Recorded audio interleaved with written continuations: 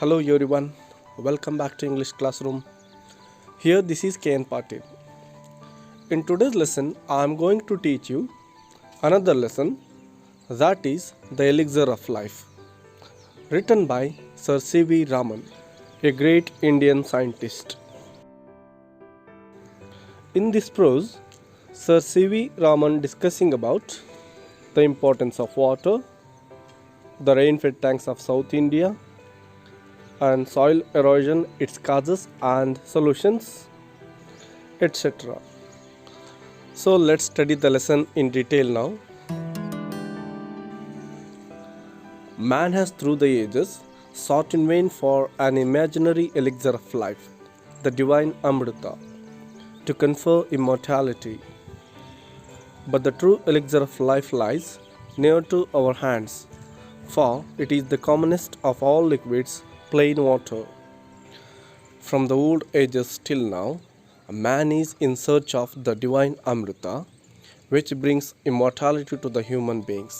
But all the efforts of human beings went in vain, because he could not able to find the Amrita.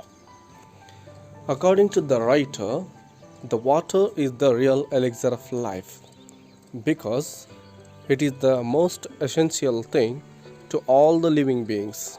That's why the writer is considering water as the real elixir of life.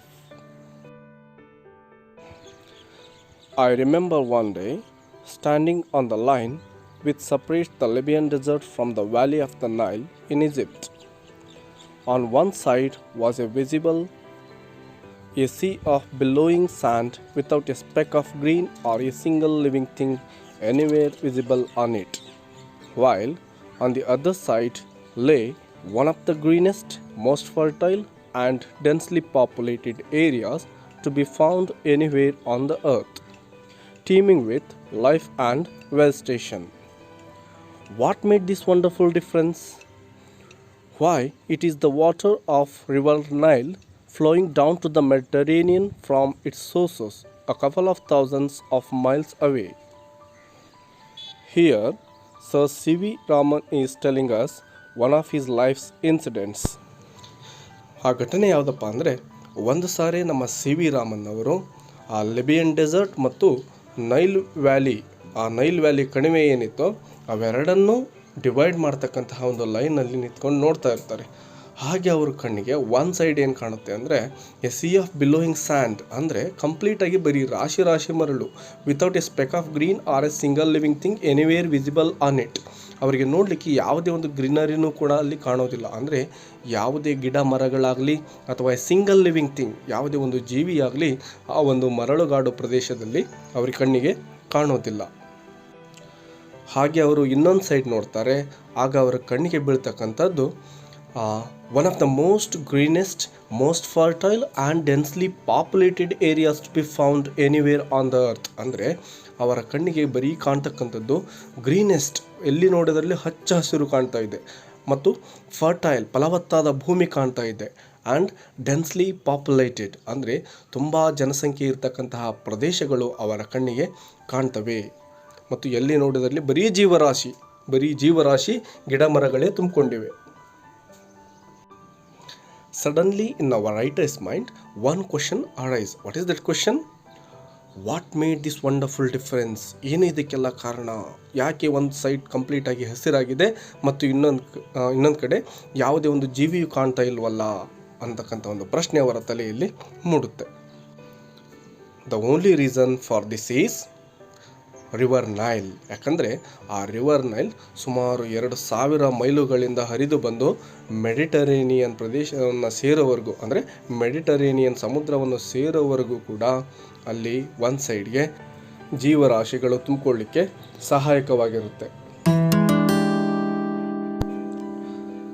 Geologists tell us that the entire soil of the Nile Valley is the creation of the river itself.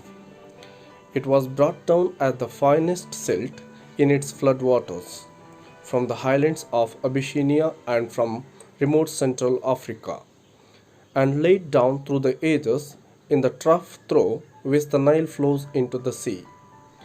Egypt, in fact, was made by its river, Its ancient civilization was created and is sustained by the life giving waters which come down year after year with unfailing regularity. ಅಂದರೆ ಜಿಯಾಲಜಿಸ್ಟ್ಸ್ ಪ್ರಕಾರ entire soil of the Nile valley ಏನಿತ್ತು ಅದು ಆ ಒಂದು Nile ರಿವರಿಂದಾನೇ create ಆಗಿರುತ್ತೆ. Entire soil of the Nile valley is the creation of the river it self. ಅದಕ್ಕೆಲ್ಲ ಕಾರಣ ಆ ನೈಲ್ ರಿವರೇ ಆಗಿರುತ್ತೆ. It was brought down as the finest silt in its flood waters from the highlands of Abyssinia and from remote central Africa. ಅಂದರೆ ಆ ನದಿ ಆ ಸಿಲ್ಟನ್ನು ಎಲ್ಲಿಂದ ತೆಗೆದುಕೊಂಡು ಬಂದಿರುತ್ತೆ ಅಂದರೆ ಹೈಲ್ಯಾಂಡ್ಸ್ ಆಫ್ ಅಬಿಶಿನಿಯಾ ಮತ್ತು ರಿಮೋಟ್ ಸೆಂಟ್ರಲ್ ಆಫ್ರಿಕಾ, ಆ ಆಫ್ರಿಕಾದ ಸೆಂಟ್ರಲ್ ಅಂದರೆ ಕೇಂದ್ರ ಸ್ಥಾನದಿಂದ ಆ ಒಂದು ಸಿಲ್ಟನ್ನು ತೆಗೆದುಕೊಂಡು ಬಂದು, ಅಂದರೆ ಸುಮಾರು ವರ್ಷಗಳಿಂದ, ಇದು ಕೇವಲ 1 ಅಥವಾ 2 ವರ್ಷಗಳಲ್ಲಿ ಆಗಿರತಕ್ಕಂಥದ್ದಲ್ಲ, ಥ್ರೂ ದ ಏಜಸ್ ಸುಮಾರು ವರ್ಷಗಳಿಂದ ಇದು ಹಾಗೇನೆ ನಡೆದುಕೊಂಡು ಬಂದು ಕೊನೆಗೆ ಈ ಒಂದು ನೈಲ್ ವ್ಯಾಲಿ ಕ್ರಿಯೇಷನ್ ಆಗಿರ್ತಕ್ಕಂಥದ್ದು. I think you heard the name of Egypt. That is a country in Africa.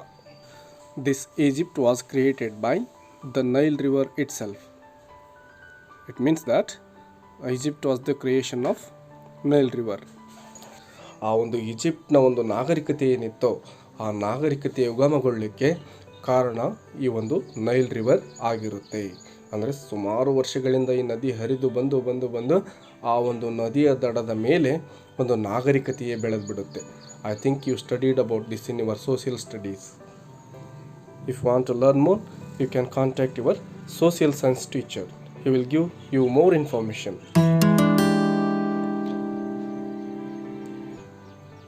I give this example and could give many others to emphasize that this common substance which we take for granted in our everyday life is the most potent and the most wonderful thing on the face of our earth.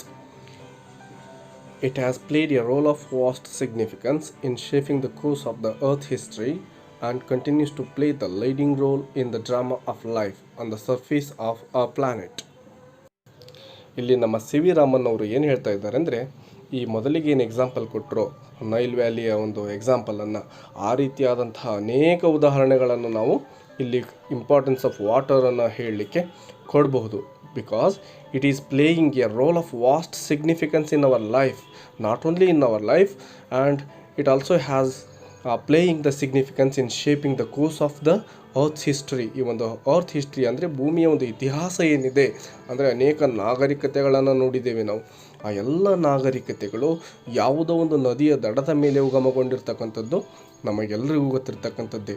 ಅದು ಈ ಒಂದು ಇತಿಹಾಸದಲ್ಲಿ ಮಾತ್ರ ಅಲ್ಲ, ಬರ್ತಕ್ಕಂತಹ ಒಂದು ಫ್ಯೂಚರಲ್ಲಿ ಕೂಡ continues to play the leading role in the drama of our life. ಅಂದರೆ ನಮ್ಮ ಜೀವನದ ಮುಂದಿನ ದಿನಗಳಲ್ಲೂ ಕೂಡ ಅಷ್ಟೇ ಒಂದು ಪ್ರಾಮುಖ್ಯತೆಯನ್ನು ಈ ಒಂದು ರಿವರ್ ಅಥವಾ ವಾಟರ್ ಪಡೆದುಕೊಂಡಿದೆ.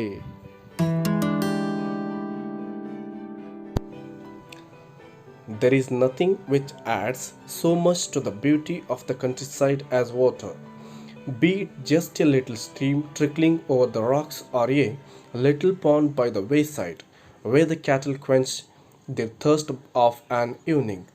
The rain-fed tanks that are so common in South India, alas, often so sadly neglected in their maintenance, are a cheering sight when they are full.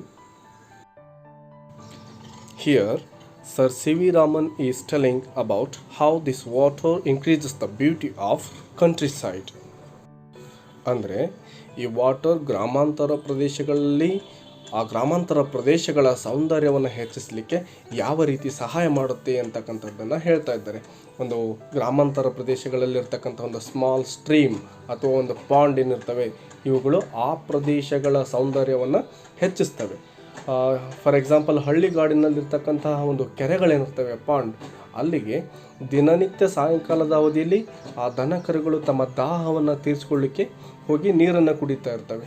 ಆಗ ನೋಡಲಿಕ್ಕೆ ಅಲ್ಲಿ ಒಂದು ಬ್ಯೂಟಿ, ನೇಚರ್ ಬ್ಯೂಟಿ ಕಾಣುತ್ತೆ. ಹೀಗೆ ಆ ಒಂದು ವಾಟರ್ ಆ ಗ್ರಾಮೀಣ ಪ್ರದೇಶಗಳ ಒಂದು ಸೌಂದರ್ಯವನ್ನು ಹೆಚ್ಚಿಸುತ್ತೆ ಅಂತಕ್ಕಂಥದ್ದು ನಮ್ಮ ಸರ್ ಸಿ ವಿ ರಾಮನ್ ಅವರ ಅಭಿಪ್ರಾಯ. Here Sir C.V. Raman is also telling about the rain-fed tanks of South India. These rain-fed tanks are very common in South India. According to Sir C.V. Raman, we are neglecting these rain-fed tanks. That is a very sad thing. ಅಂದರೆ sir C V Raman ಅವರು ಈ ದಕ್ಷಿಣ ಭಾರತದಲ್ಲಿರ್ತಕ್ಕಂತಹ rain-Fed thanks ಅಂದರೆ ನಾವು ಹೊಂಡಗಳು ಅಂತ ಕರಿಬಹುದು. ಈ ಹೊಂಡಗಳು ಸಹ ತುಂಬ ನೇಚರ್ಗೆ ಬ್ಯೂಟಿಯನ್ನು ಹೆಚ್ಚಿಸಲಿಕ್ಕೆ ಸಹಾಯ ಮಾಡ್ತವೆ. ಆದರೆ ಬೇಜಾರಿನ ಸಂಗತಿ ಏನಪ್ಪ ಅಂದರೆ ನಾವು ಆ ರೈನ್-ಫೆಡ್ ಟ್ಯಾಂಕ್ಸನ್ನು ಸರಿಯಾಗಿ ಮೇಂಟೆನೆನ್ಸ್ ಮಾಡ್ತಾ ಇಲ್ಲ ಅಂತಕ್ಕಂಥ ಒಂದು ಒಪಿನಿಯನನ್ನು ಸರ್ ಸಿ ವಿ ರಾಮನ್ ಅವರು ಎಕ್ಸ್ಪ್ರೆಸ್ ಮಾಡ್ತಾ ಇದ್ದಾರೆ.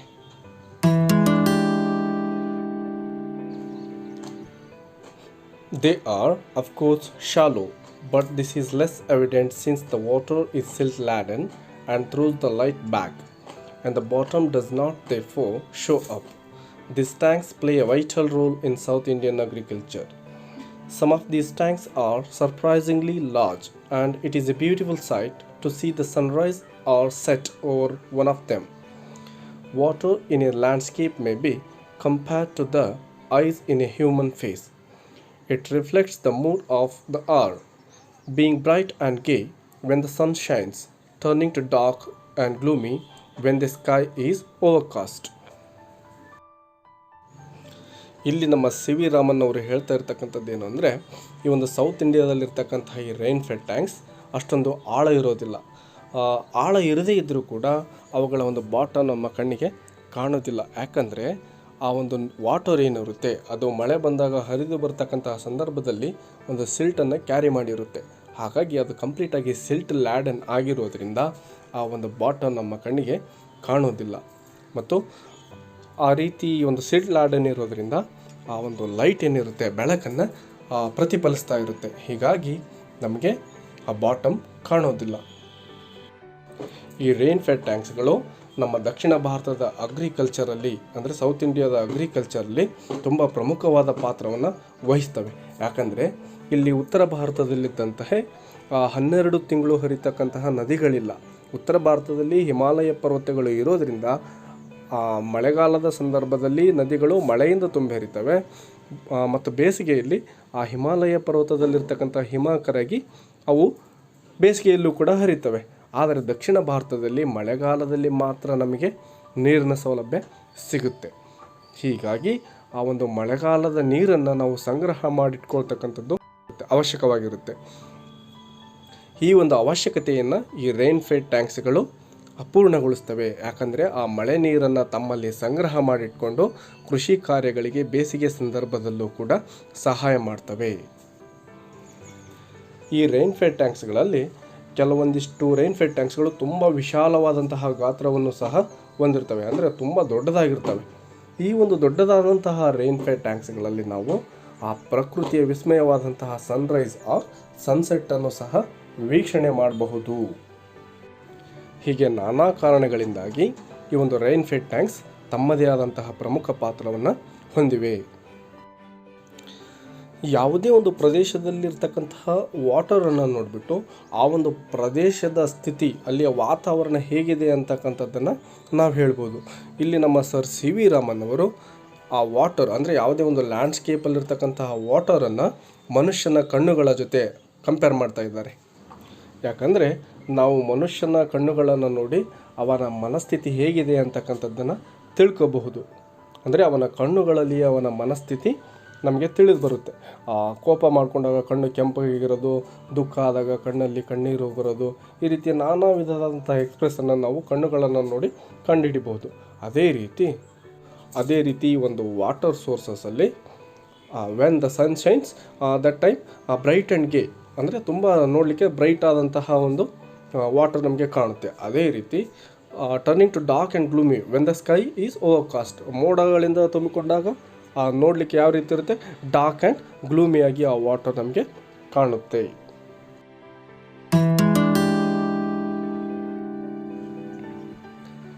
One of the most remarkable facts about water is its power to carry silt or finely divided soil in suspension. This is the origin of the characteristic color of the water in rain-fed tanks. This color varies with the nature of the earth in the catchment area and is most vivid immediately after a fresh inflow following rain.